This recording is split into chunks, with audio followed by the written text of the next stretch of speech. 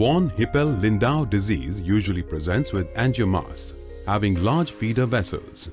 These are confirmed on fluorescein angiography and usually treated with laser and cryo to regress them. In this case, a young girl presented to us with multiple angiomas in the only seeing eye and was treated periodically with laser sittings to ablate them. After 8 years of treatment, she presented with decreased vision, and on examination, she had developed a macular pucker. Patient was advised surgery, but since this was her only seeing eye, she wanted to remain conservative. She was followed up, and after 3 months, the membrane started to contract, leading to the formation of a pseudo-macular hole. On further follow-up, the traction increased, leading to further distortion of macula with a macular hole formation. At this stage, she agreed for a surgical intervention. There was hyaloidal thickening with adhesions around the regressed angiomas, leading to traction. A thorough vitrectomy was carried out.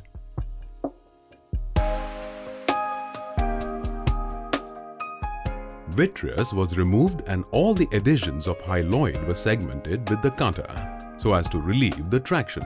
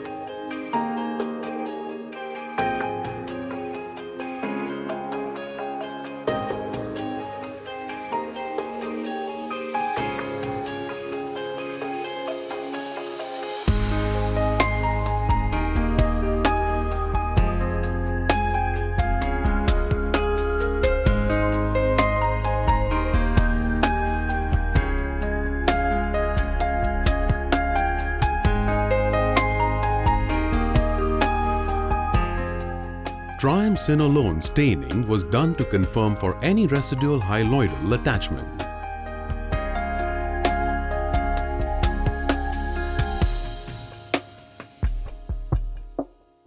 At this stage, we shifted to a high magnification contact lens to assess the localized traction of membrane over fovea.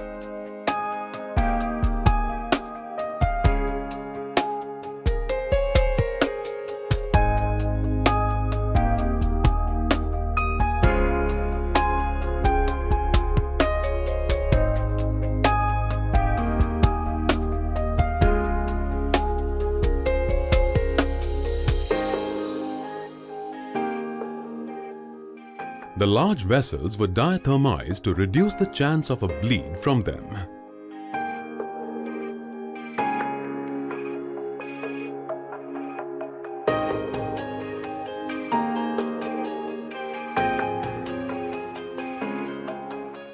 After that, they were cut and segmented, leaving behind small stumps.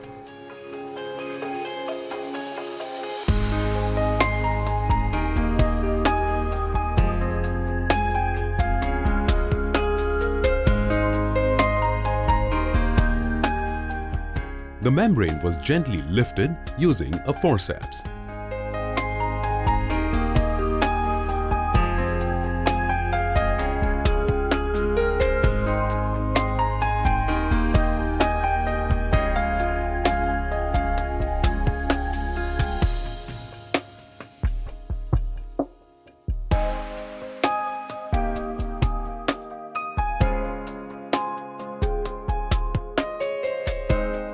Once the membrane was partially free, we used the cutter to eat it up so as not to allow any inadvertent pull on the fovea.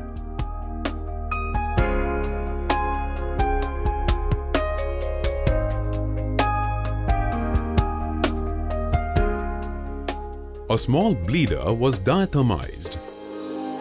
Brilliant blue dye was injected to stain the ILM.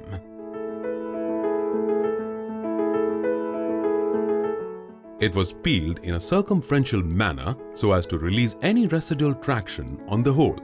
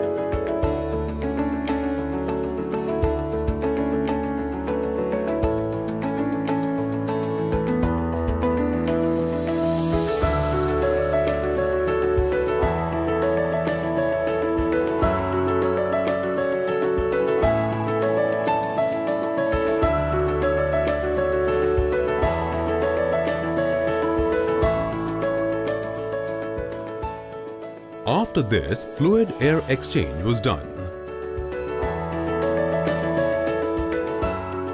Fluid was aspirated from above the surface of the hole as well. At the end of the surgery, the hole seemed to have reduced in size. On follow-up examination, the hole had closed with some residual intraretinal edema, which reduced over time.